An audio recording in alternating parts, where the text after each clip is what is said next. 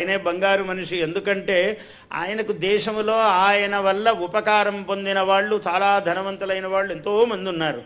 ఆ ధనవంతులను తన కోసం ఉపయోగించుకోకుండా రాష్ట్రములో ఎవరైతే ఆర్థికముగా వెనుకబడి ఉన్నారో ఒక 20 లక్షల మంది, మళ్ళీ ఒక 15 లక్షల మంది, ఇలాగ ఒక ప్రణాళిక పెట్టుకుని వారు చూస్తున్నారు. అందరి కుటుంబాలు బంగారు కుటుంబాలు పసిడి మయము కావాలి అనే ఒక ఉత్తమ సంకల్పంతో ధనవంతులందరికీ ఒక బాధ్యత. నీవు డబ్బు సంపాదిస్తే సమాజం నుంచే కదా, మళ్ళీ ఆ సమాజానికి నువ్వు ఎలా ఇస్తావు అనే ఒక ప్రాథమిక సూత్రం పెట్టారు ఆయన అద్భుతంగా.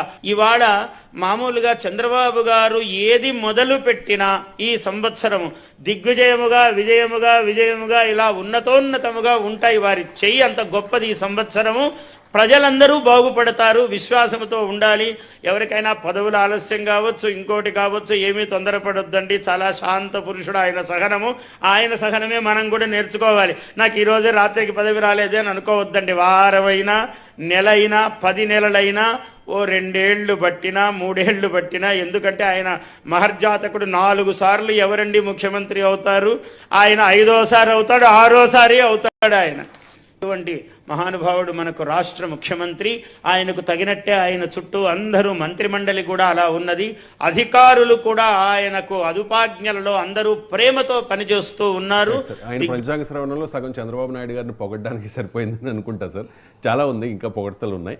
అండ్ దాంతోపాటు ఈ వర్మ లాంటి అసంతృప్తులకు కూడా ఆయన ఏదో చెప్పే ప్రయత్నం చేస్తూ ఉన్నారు, మీకు ఇంకా పదవులు వస్తాయి అని చెప్పి చెప్పడం. అండ్ దాంతోపాటు ఇంకొకటి 2 యాడ్ చేస్తాను సార్ నేను. ఈ ఏడాది ప్రపంచ దిశానిర్దేశకుడిగా మోదీ ఉండబోతూ ఉన్నారు అని చెప్పి హైదరాబాద్ భారతీయ జనతా పార్టీ ఆఫీసులో జరిగిన పంచాంగ శ్రవణం కార్యక్రమంలో సూర్యనారాయణ మూర్తి గారు చెప్పారు. దాంతోపాటు తెలంగాణలో టీడీపీ మళ్ళీ విజయం సాధిస్తుంది అని చెప్పి మల్లికార్జున శర్మ ఆయన ప్రవచనం సార్. సో ఇలా ఎవరి పంచాంగం వారిదే సార్.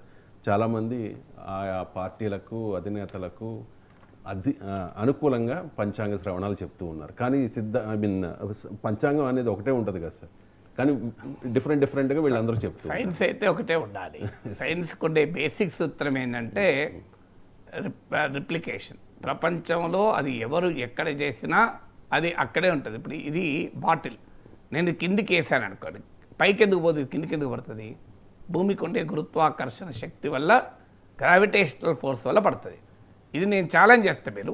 నేను హైదరాబాద్లో వేస్తే ఇలాగే పడుతుంది కిందికే, అమెరికాలో వేసినా కిందికే పడుతుంది, ఆఫ్రికాలో వేసినా కిందికే పడుతుంది, ఆస్ట్రేలియాలో వేసినా కిందికే పడుతుంది, అంటార్క్టికాలో వేసినా కిందికే పడుతుంది.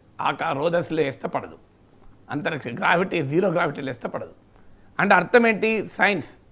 సో ఇదే బాటిల్ ఎవరు ఎక్కడేసినా అదే రకంగా పడుతుంది. ఎందుకు? That is science.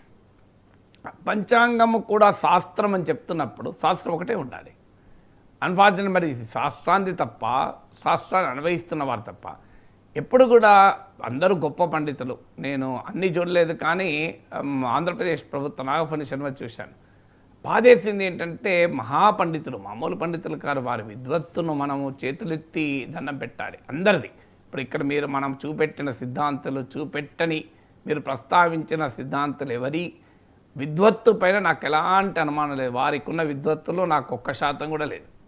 కానీ సమస్య ఏంటంటే పరమేశ్వరుడి ధ్యానం కన్నా రాజకీయ నాయకుల ధ్యానం బాధేసింది. ఎందుకంటే ఈ విద్వత్తును మనం ఎవరి కొరకు వాడాలి? ఈ పాండిత్యాన్ని ఎవరి కొరకు వాడాలి? వాడితే పరమేశ్వరం కొరకు వాడాలి. నాలాంటి వారు మానవ సేవ నమ్మే వాళ్ళు పరమేశ్వరునికి వాడాలి. నాలాంటి వాళ్ళు మానవ సేవయే మాధవ సేవ నమ్ముతారు కనుక ప్రజల కొరకు వాడాలి. రెండే కదా. మీకు శ్రీనాథుడు అంటాడు, కర్ణాటక మౌక్తిక సభాగారాంతరాయ సంకల్పిత స్వర్ణస్నాన జగత్ప్రసిద్ధ కవిరాట్ అని చెప్పుకుంటాడు. అంటే బంగారు నాణాలతో మహారాజు ఆస్థానములో స్నానం చేయించుకున్న గొప్ప కవిని అంటాడు. దానికి పోతనంటాడు, కర్ణాటకిరాత కీచకుల కమ్మ త్రిశుద్ధిగా నమ్ము భారతి అంటాడు. ఇప్పుడున్న నాయకులు కిరాత కీచకులు కారు, డెఫినెట్గా ప్రజాస్వామ్య పాలకులు. కానీ దాని ఎసెన్స్ ఏంటి? రాజుల సింహాసనాల ముందు నా సాహిత్యాన్ని నేను పాదాక్రాంతము చెయ్యను, కవులు హలికులైతేనేమంటాడు. అంటే నాగలి పట్టి దున్నుకొని పట్టడన్నాన్ని నేను సంపాదించుకొని కడుపు నింపుకొని భాగవతం రాస్తాను అంటూ పలికెడిది భాగవతమట పలికించెడు వాడు రామభద్రుండట నే పలికిత బవారమగునట అంటూ మహాభాగవతాన్ని రచించాడు ఆ మహనీయుడు పోతన. నేను తప్పుగా ఒకవేళ ఉచ్చరిస్తే క్షమించాలి, ఎందుకంటే అది ఉద్దేశపూర్వక కాదు, ఎవరైనా పొరపాటు చేయొచ్చు. సో ఎందుకు అలాంటి మహాభాగవతాన్ని నాతో చంద్రబాబు నాయుడు పలికించాడు, కేసీఆర్ పలికించాడు, జగన్మోహన్ రెడ్డి పలికించాడు అల్లే. మీరు గమనించండి, జగన్మోహన్ రెడ్డిని పరమేశ్వరంతో పోల్చారు. ఇదేం ఈ పాండిత్యం అండి. కేసీఆర్ను రామచంద్రుడితో పోల్చారు. పోలికలకు కూడా హద్దులు ఉండాలి కదా. సో మీరు పోలికలతో హద్దులు ఉండాలి కదా. రామచంద్ర ప్రభుతో కేసీఆర్ను పోల్చడం ఏంటి, పరమేశ్వరునితో జగన్మోహన్ రెడ్డి పోల్చడం ఏంటి? సో ఒక్కసారి ఆ మహాభాగవతాన్ని రచించిన మహనీయుడు పోతన్నది ఒక్కసారి గుర్తు తెచ్చుకోండి అయ్యా. ఏమన్నాడు? పలికెడిది భాగవతమట పలికించడు వాడు రామభద్రుండట అన్నాడు. శ్రీరామచంద్రుడిని పలికిస్తున్నాడు ఈ భాగవతాన్ని అన్నాడు. సో అది కానీ కళ కోసం కాదు, ప్రజల కోసం అంటారు. సాహిత్యము, పాండిత్యము, మేధో సంపత్తి నువ్వు ఎవరి కొరకు వాడుతావు అన్నది పాయింట్. రాజుల కొరకు, రాజపూజ్యం కొరకు, చక్రవర్తుల సింహాసనాల ముందు పదాక్రాంతం చేయడం కాదు. 4 పారితోషికాలు వస్తాయేమో, కాదంటే ఒక పదవి వస్తుందేమో, లేదు అవేవి రాకపోతే పేరు వస్తుందేమో. కానీ పండితుడు ఏ సమాజంలోనైతే జ్ఞానం ఉన్నవాడు, విజ్ఞానం ఉన్నవాడు, మేధస్సు ఉన్నవాడు ఆ సమాజంలో అధికార వ్యవస్థలకు దాసోహం అవుతాడు. అధికార వ్యవస్థ అంటే అధికారంలో ఉన్నవారే కాకపోవచ్చు, అధికారం కోసం తాపత్రయపడుతున్న విపక్షంలో ఉన్నవాడు కూడా రేపు అధికార వ్యవస్థలో భాగమవుతారు. ఎవరైతే మేధస్సు, జ్ఞానము, విజ్ఞానము, విద్వత్తు ఉన్నవారు సత్యాన్వేషణ కోసమే ఆ విద్వత్తును వాడాలి. ఆ తల్లి సరస్వతీదేవి చదువుల తల్లి నీకు ఇచ్చిన విద్వత్తు దేని కొరకు? ఓ రాజకీయ నాయకుని పోవడం కొరకు ఇవ్వలే. సరస్వతీ మాత నీకు ఇచ్చిన విద్వత్తు ఒక నాయకుడిని పొగడ్తల్లో ఉంచడానికి ఇవ్వలేదు.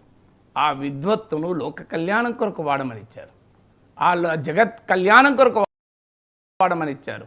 మానవ సంక్షేమం కొరకు, కష్టజీవుల కోసం, శ్రమజీవుల కోసం, అన్నార్తులైన అభాగ్య జీవుల కోసం వాడమని ఆ విద్వత్తు ఆ మాత నీకు ఇచ్చింది తప్ప నాయకులను పొగడ్తల్లో ముంచి ఇవ్వడానికి ఇవ్వలే. అందువల్ల ఈ సిద్ధాంతాల గురించి కానీ నేను చెప్పేది, ఎక్కడ మేధస్సు అధికారానికి దాసోహం అవుతుందో ఆ సమాజ పతనం అనివార్యమవుతుంది. ఎందుకంటే మేధస్సు is the conscience keeper of this thing. Romila Thapar పదం పడుతుంది, పబ్లిక్ ఇంటలెక్చువల్ అంటుంది. సో ఒక public intellectual is to question or not to question can never be a question అంటుంది. To question or not to question can never be a question. ప్రశ్నించాలా ప్రశ్నించకూడదా అనేది ఎప్పుడు కూడా ప్రశ్న కాదు అని చెప్తుంది. ఒక అకాడమిషియన్ స్వీజీ అనే అతను అంటాడు, the real intellectual is one who relates his intellect with the development of the society and with the problems of society అంటాడు. అంటే సమాజ అభివృద్ధితో